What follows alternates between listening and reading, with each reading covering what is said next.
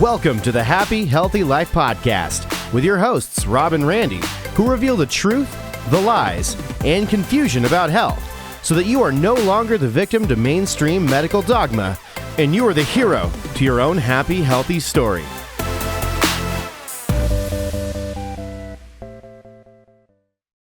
All right, everyone, we are so excited today. Welcome back to the Happy Healthy Life podcast. I'm that excited. It's a lot to say, but yes. With your host, Rob and Randy. And we are The Happy Healthy Guys. Today, we have a really special guest joining us. As you can see, someone who has inspired millions of people around the world to take ownership of their health and their healing. He's best-selling author, a world-renowned doctor of chiropractic, a wellness expert. You've probably seen him on Dr. Phil, the doctors, and countless other national shows, sharing his message of natural health and self-empowerment. Yeah, that's right, Dr. Rob. We're talking about none other than Dr. Fabrizio Mancini, or as most people call him, Dr. Fab. His new book, Health, Reverse Chronic Disease, Restore Your Vitality, and Transform Your Life one choice at a time, is a complete blueprint for healing from the inside out. In it, he explains how we can ignite our metabolism, conquer obesity, age in reverse, and strengthen that incredible mind-body connection that drives true wellness. What we love about Dr. Fab's message is that it aligns perfectly with what we teach right here on the Happy Healthy Life, that healing doesn't come from a pill or a diet. It comes from right here within. Today, we're diving deep into how you can take control of your health and be your own health CEO. Yep, so grab your organic, fair-traded, mycotoxin-free coffee and maybe your FCT oil and throw it in there and get ready for an incredible conversation with the one and only Dr. Fab. Welcome, my brother. Well, thank you so much. And today, I'm just a happy, healthy guy in the middle here. So let me tell you, everything feels good because I already feel healthier. I'm happier just being with my brothers. I love it. Oh, so good to see you. And we also got to spend time with you this last weekend to celebrate your 60th birthday. It's unbelievable. Dude, how good does this guy look, by the way? Oh my gosh. I want to talk about aging in reverse because you talk about that in your book. We're going to get to that. But even before we get to that, let's dive into even your background and what is it that inspired you to write this new book? Well, my background has been 38 years in the health and wellness environment. I became a doctor of chiropractic because I saw that the nervous system was foundational for somebody to be healthy. And of all the biohacks that people ask me, what are the things you do regularly that has allowed you to have so much health? I have not missed a chiropractic adjustment in the last 38 years, at least once a week. I go sometimes twice a week in most weeks. And then from there, of course, we all know the lifestyle choices of eating, sleeping, exercise, etc. But my passion for writing this book came from the perspective that for the first time in the administration, we have leadership that has been strong enough to question why is it that our healthcare system is one of the worst in the world. We rank over 87 around the world. That means that we have third world countries that are healthier than us, but would spend more money than anybody. 90% of our healthcare costs and 76% of Americans are struggling with chronic disease.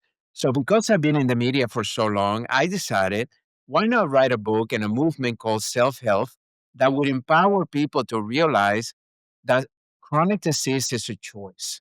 That if they make a better choice today than they made yesterday, they can reverse chronic disease, and everyone can do that. So that's the purpose of the book, and I'm super excited. We launched it about 7 weeks ago. I've been in 18 cities promoting it in the last 7 weeks. So, but I feel amazing, energetic, and ready to go.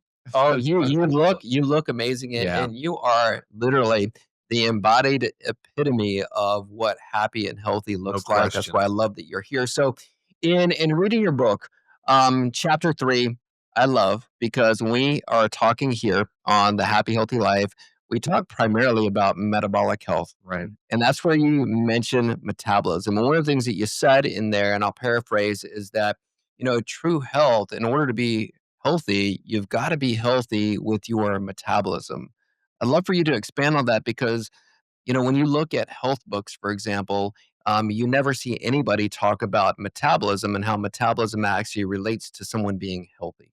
Well, it's interesting because when I wrote this book, uh, because we're in the sciences, we know that metabolic function is foundational for be healthy. A lot of times people think that neurological function or digestive function is primary, but your metabolic function is really how the body is able to function and process your daily activities. So because I'm one of your clients. And it's so funny. I'm walking into the office and I'm seeing my picture there a couple of years ago, which, to say the least, I was a little chubby at that time. And it was because of all the travel and eating out. But you guys share with me this program, which I love, and I've been one of your raving fans. And I was telling Dr. Randy that it was the first time that I believe my metabolism system was properly reset. And when it was properly reset, it not only encourages me continue my lifestyle behaviors that you guys taught me from my eating and everything else. Because remember, when I came in, I thought, oh, going to the gym is the answer, and you just got to work out more. And you're like, we don't go to the gym that often. It's really about setting your metabolism so it can process the foods that we eat. So that time and that period of time is when everything began for me to realize, you know what, people need to understand that. And as a chiropractor, all of a sudden, 10 years ago, I met a scientist that taught me that every bone in your spine has a metabolic function and that the role of the skeletal bone is to actually allow metabolism to function the best way that it can. So now, as a chiropractor, I'm saying, oh, that means that we can measure metabolism through the markers that you guys teach us. And I can palpate the spine and tell you which vertebra is not only malpositioned, but is malfunctioning. And then I can adjust you and measure you again and now validate this wonderful science and art of chiropractic.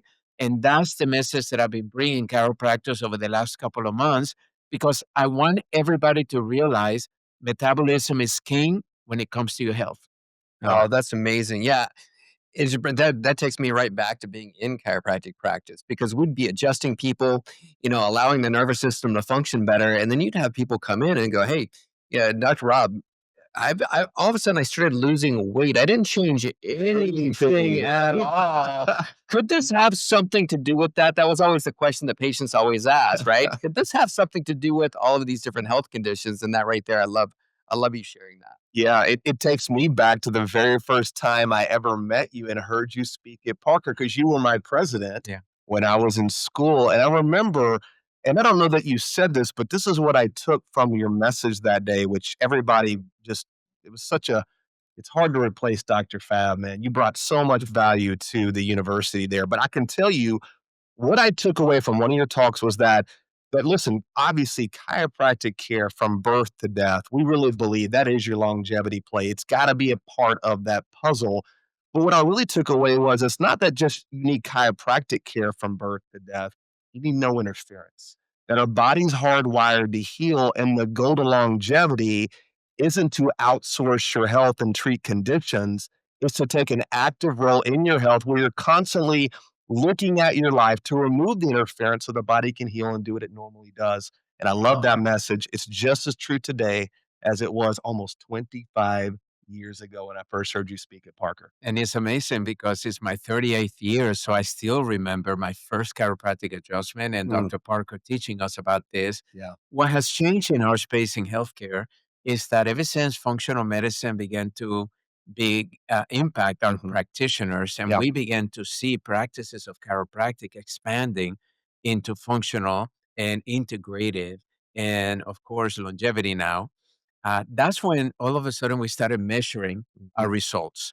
And, we've done surveys, and over the last 50 years, I can tell you that over 80% of the chiropractic patients say that they got better through chiropractic.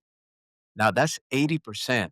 Hardly anything in medicine can even touch it. No. The problem is that we weren't able to really measure. Yeah. And it wasn't until I started writing this book and meeting my scientist friend and being able to realize, we have the ability to measure now.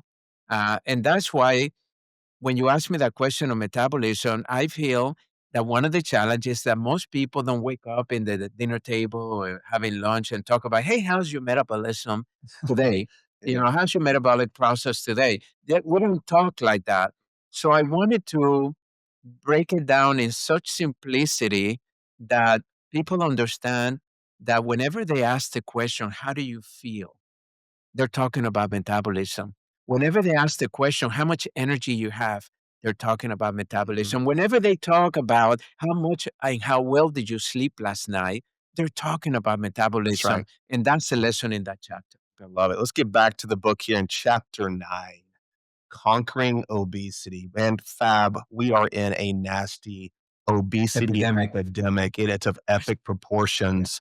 We're more obese, more overweight now. What 40% obese in America, maybe over 70% overweight. First generation of children that they're saying will even outlive the parents because they're overweight, they're medicated, they're sick, they're inflamed.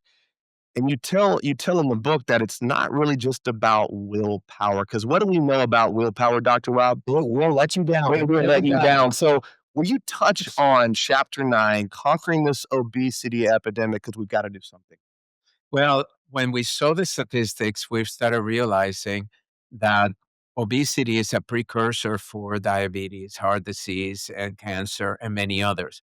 So when we started realizing that over 40% of our children are obese, and then as far as overweight, that number, CDC just released the numbers almost over 80%. That means 8 out of 10 Americans Wow, are it's over overweight. 80% now. Overweight. Unbelievable. Yeah. And then I started looking at the statistics of some of the states that the obesity rates over the last 10 years have gotten crazy.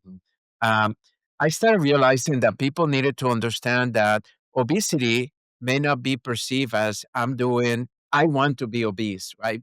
What happens is that most people are conditioned to do behaviors that they have not really reflected upon. Is this behavior helping me maintain my health and be healthy, or is this behavior something that is harming me? And then let's take food, for instance. Food is healthy and we need to eat. But the problem is over 60% of our foods are processed foods. There is no nutritional value and there's a lot of toxicity in those foods. Then all of a sudden we have the sugar problem, right? We see all these commercials and everything has turned into sugar. Why? Because sugar is addictive to the body. So food manufacturers, and Cali Means talks about this all the time, have already engineered food to be addictive. Yeah. So now all of a sudden, the more you eat that pizza, the more you eat that burger, the more you eat those fries, that's already sending a message to your brain that I'm addicted to this and I can't get away with it. But the good news is the fact that we need to take control over that. And as parents, I wrote a whole book, a whole chapter that we have to take control of our pantry. We have to take control of our kitchen.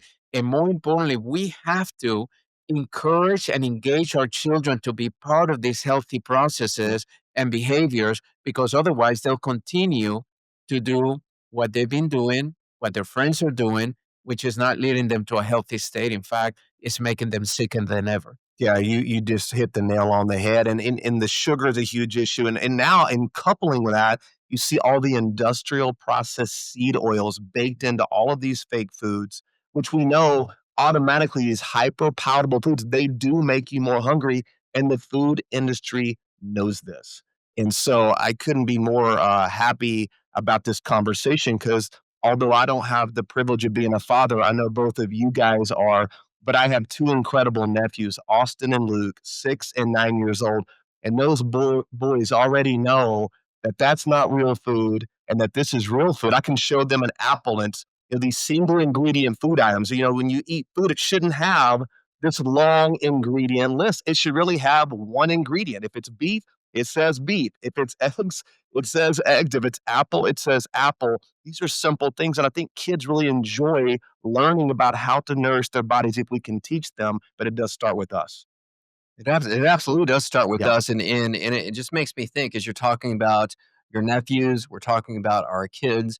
And it's no secret that, one of the things that we're all doing, no matter what age we are, we're all getting older. Okay. Yes, we are. And you've got Yes, a we are. chapter in the book about this called Aging in Reverse. Mm. And I was reading that. I was thinking about even the three of us because of us being in that movie, Your Second 50. Yeah. And so Your Second 50 is all about aging in reverse. And that's something that we've been taught is impossible, right? The narrative that is being taught to people is that the older that you get, the more sick and diseased that you're going to get, the more medications that you're going to be on. You actually flip that script and show people how they can age in reverse. What are some habits that people can use or can do in order to age in reverse? Well, because we've been in this space and I'm on a mission to reverse my age, not only my biological age, because right now there's a big movement to show people that you can do much about your chronological age. I'm going to be 60 in a couple of weeks. That's not going to change. But how my markers are showing up in my functional blood Mhm. test, right, are showing me that I am in my early 30s. Right? So that means I'm getting younger and I want to get younger and younger because I feel 21. So when I looked at the world of longevity, it's interesting because a lot of people think it's about how long am I going to live? And they started understanding about the blue zones and the areas where people live over 100. What is it that they're doing? They started looking at, individual indigenous groups that tend to live long. And one of the things I realized that the science is showing us today is that, for instance, intermittent fasting. Fasting is one of the best things that we can do to be able to reduce and go reverse our aging, which means that I'm going to eat within a period of 6 to 8 hours within a day. And there are other days, on the other times, I'm going to just primarily fast, usually with water or something that's not going to change um, your glucose primarily. So I've been intermittent fasting for the last 12 years. I think it's one of the best habits that people can do, and one that is becoming more and more popular and a lot of science behind it. Another one is the management of our stress. Stress is really one of the biggest culprits in our aging process. But the problem is that people are not taking time to breathe deeply. So, deep breath therapy or um, behavior is one of the most fascinating to me because people are breathing only about 30% of their capacity. So when you take 5, 15, 10 minutes to just deep breathe through your nose, out through your mouth, you're filling the body with oxygen. Now, oxygen is required for you to reverse your aging. And that's one of the reasons why also hyperbaric chambers have become very popular. Molecular halogen inhalation has become very popular because these are the things that have been proven. And then I will say, lastly, where a lot of people in longevity, one study just came out that said the number one thing that we need to do or that makes a difference is our interconnections with our loved ones. Yeah. That you need to make sure that you stop being by yourself, stop playing the video games, start looking at social, go out there and enjoy life. Go out there and find someone you can share an experience with, whether it's going out to eat or going to a park or doing a sport. Make sure because those connections that you're having with the people you love are definitely a key factor in reversing aging. Hey there. Thank you so much for listening to the Happy Healthy Life podcast. We appreciate it.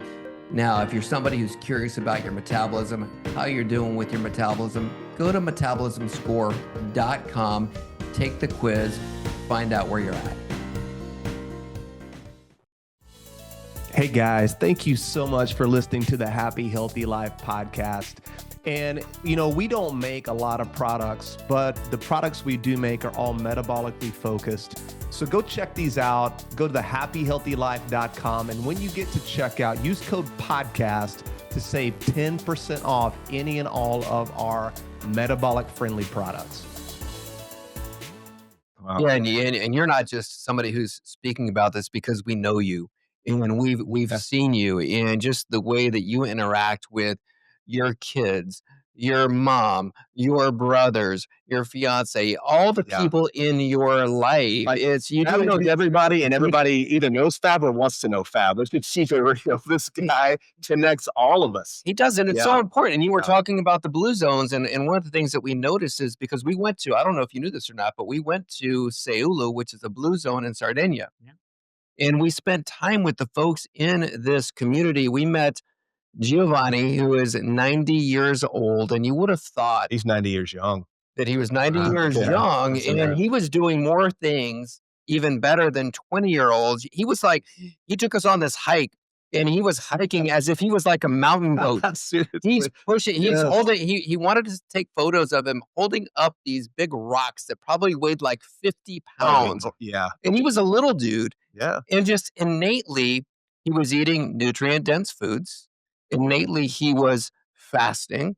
Innately, he was getting his movement in every single day. In fact, he said, and he made his own wine. And one of the things that he said is, he goes, I will only reward myself with a glass of wine every day that he made. He climbed up the mountain in order to be able to harvest his own grapes, grow his own vines, do all those things. But he would have to walk at least like 20 miles that day before coming back home. But he would visit the different people in the community as he was going on his walk, come back, and that was his reward. But that's something that he'd been doing. Nobody taught him to do it.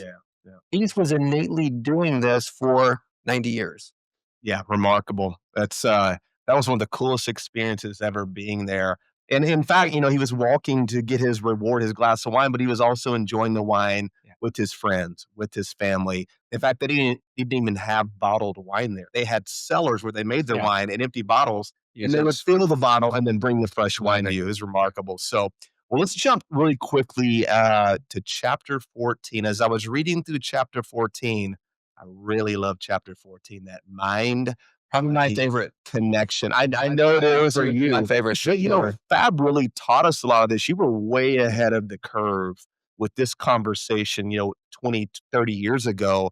But we already know that there is a real mind-body connection. You can think yourself healthy. You can think yourself sick. Your thoughts really are more powerful than reality.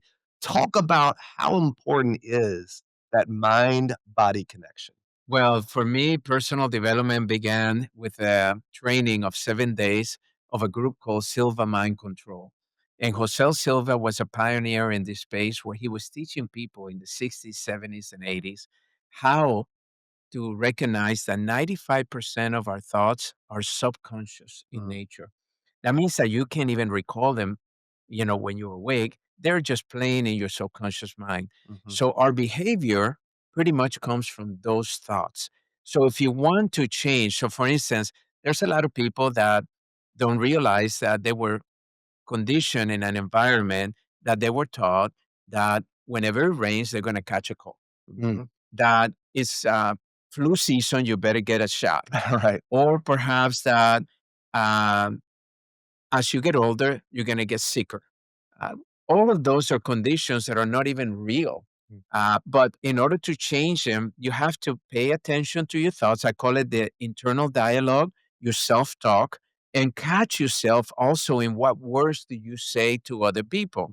Like whenever you're speaking to your child, remember you're programming them to think like that. Because my parents were those that would tell us, close your mouth when you're in cold weather because you're going to get a sore throat. And guess what? We will get a sore throat. Exactly. Or if it's raining, you better don't go outside because you're going to get the flu, and then we will get the flu.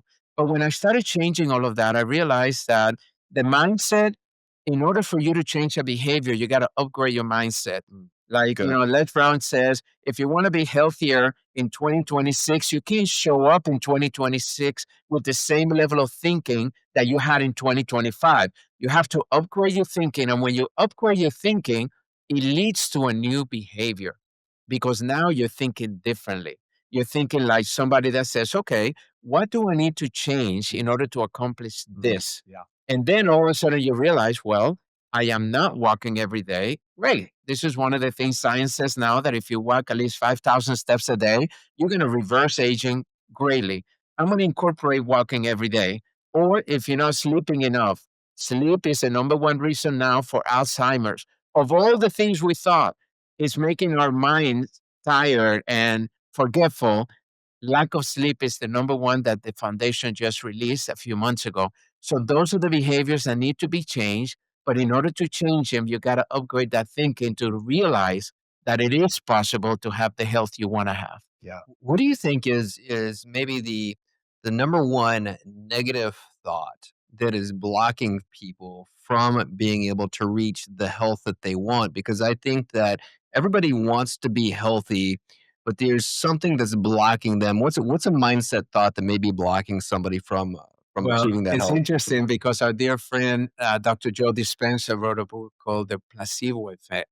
And I interviewed him. And one of the things he taught me in that interview is that an average human being is having 90 thoughts, 90% of their thoughts every day are the same thoughts you had the day before, 90%.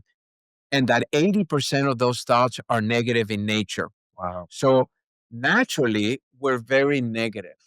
So what's keeping most people is the fact that they do not take an active role in making themselves be positive.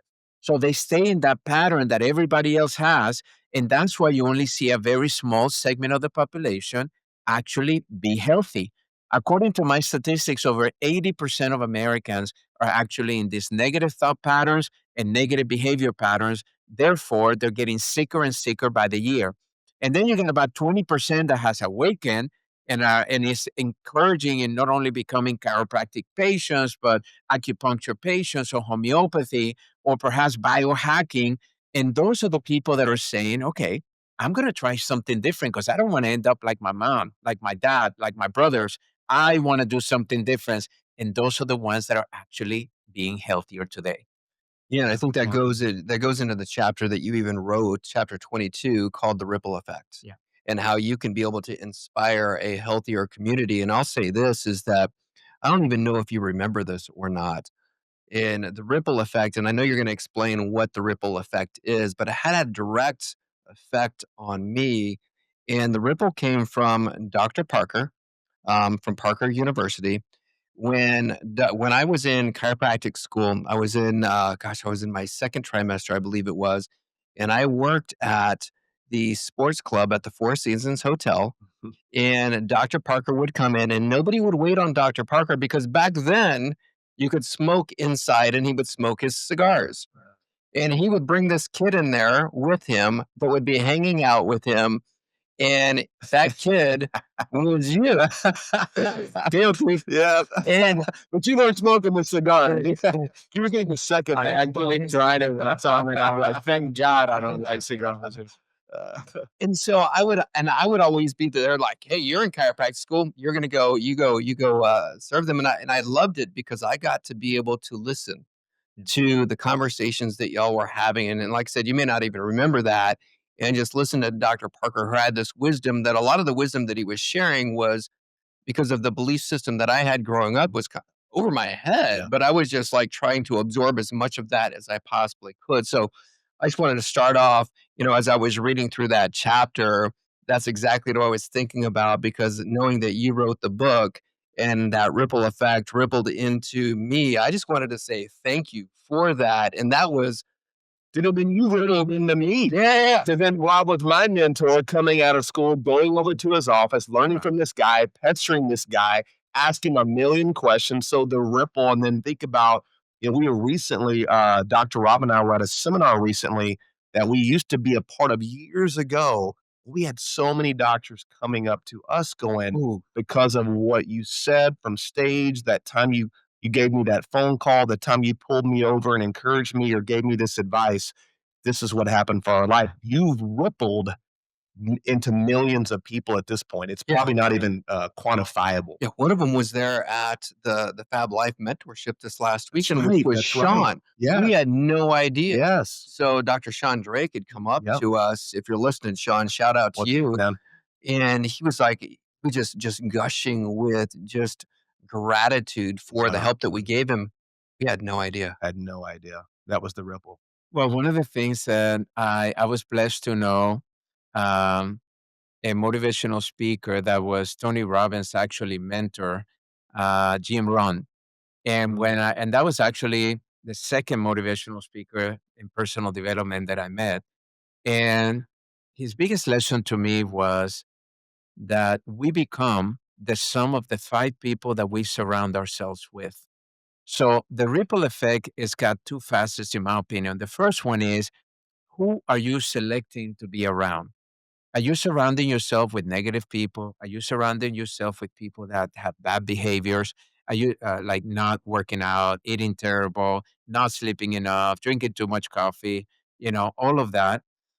Or are you surrounding yourself with people that inspire you to be something better, something greater? So, surrounding yourself is your personal ripple. They're rippling you to become who you are. And then you have to realize that you are impacting everybody that is around you. So, it starts with your family, right? From your parents to grandparents to uncles, aunts, cousins, brothers, sisters, because your behavior, everybody's watching. When I enter chiropractic care, nobody in my family had ever experienced chiropractic. Now they all became chiropractic patients when they understood and they saw in me the value that it had in me. But it doesn't stop there. It's my values in, how happy I am and how healthy I am and everything else that I do. But then you have to understand that if you're a CEO of a company, your ripple effect is in what policies do you set? What example are you setting for your employees? If you happen to be a father or mother, you setting the example for your children to follow. So the ripple effect is the people you surround yourself with, the environments you surround yourself with is rippling you to be who you are today. Mm-hmm. And that whoever you decide to be today is actually having a ripple effect on all the environments that you are right now currently living because whether you directly or indirectly recognize it, I promise you, you're impacting those people either positive or negative, depending on what you choose. Yeah, 100%. That's the real talk right there. That's beautiful. I mean, we could be here all day, man, tossing this. Like we cannot get enough of this, but I guess we need to end at some point. So let's kind of let's land the plane here. And for a lot of our listeners and your audience and who we're connected with, they really want to know what to do. But let's be honest, it can be very confusing. There's so many things out there. What would you say, Dr. Fab, if somebody's like, you know what, I connected this message, I want to start taking control of my health. What would you say would be the one thing somebody could leave from this conversation and start implementing today? What would be that practical application? Recently I was talking to Peter Diamandis and he mentioned something that really struck me. He says, being healthy is not a matter of doing something new. It's a matter of removing that behavior that is making you sick. So my suggestion would be make a list of everything that you do and begin to identify the things that you're doing right now that are not giving you the outcomes you want. Because I can tell you who you are simply by where you spend your time and where you spend your money. That's what determines your values. So look at your credit card bill, look at your bank account, wherever you're spending time, wherever you're spending money, that's your values. So my suggestion is once you identify the behaviors that are not giving you what you want, remove them. Just completely remove them. It's a lot easier than you think it is because when you start feeling good, it motivates you even more to keep doing it. And number two, take a look at where you're spending your time and your money and begin to implement those behaviors that are going to support the outcomes that you're looking for. So if I want to be leaner, I'm saying I'm going to sign up with Happy Healthy Guys and start my metabolic program. That's one thing you can commit right now to it. You can say, I'm going to join a gym and I'm going to go to Orange Theory because it's down the street from my house and I'm going to commit to at least 1 month of that and try that. So make a decision and I promise you, your life will definitely improve tremendously. That's huge. That really is the chiropractic message. Remember, how many times have we told someone God needs no help healing you? He just needs no interference. So really being accountable for the things you're doing, just stopping bad behaviors can already create a dynamic. If that's what I'm hearing you say, that's huge. I love that. And I can't wait. I mean, my head is swimming now thinking about all the things that I know that I need to remove and start doing or do better.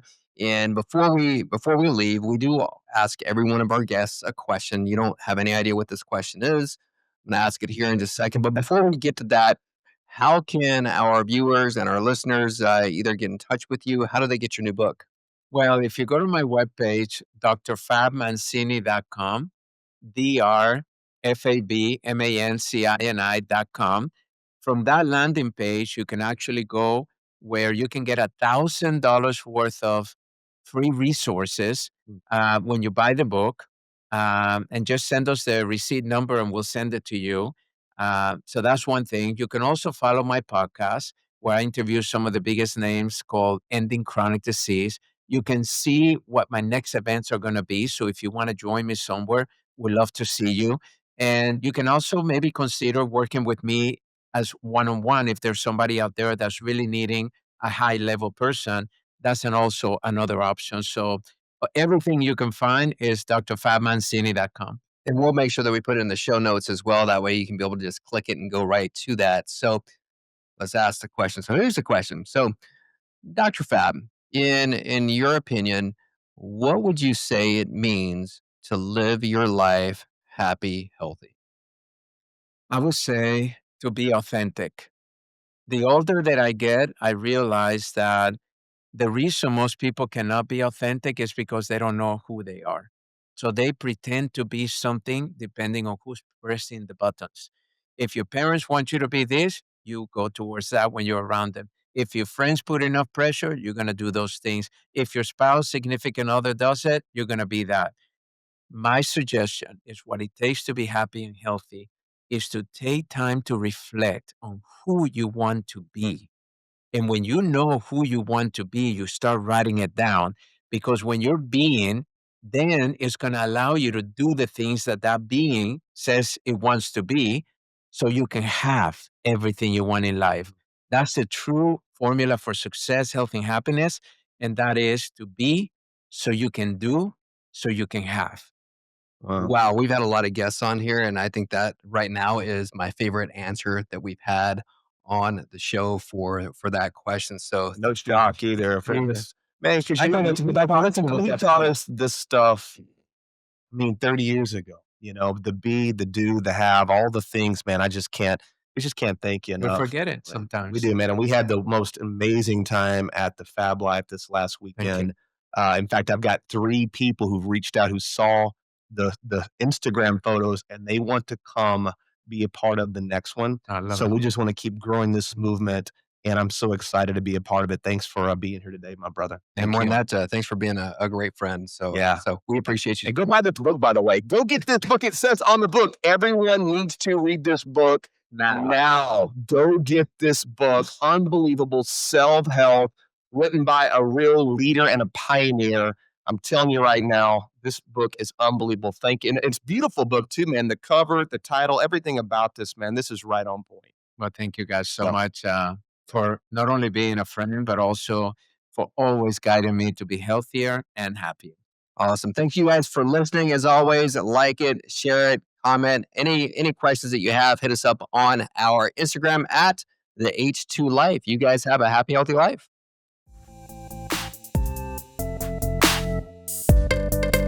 Thanks for listening to the Happy, Healthy Life podcast.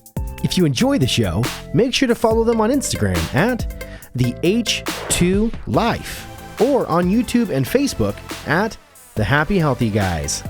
Don't forget to like, subscribe, follow, and review the show wherever you listen to podcasts.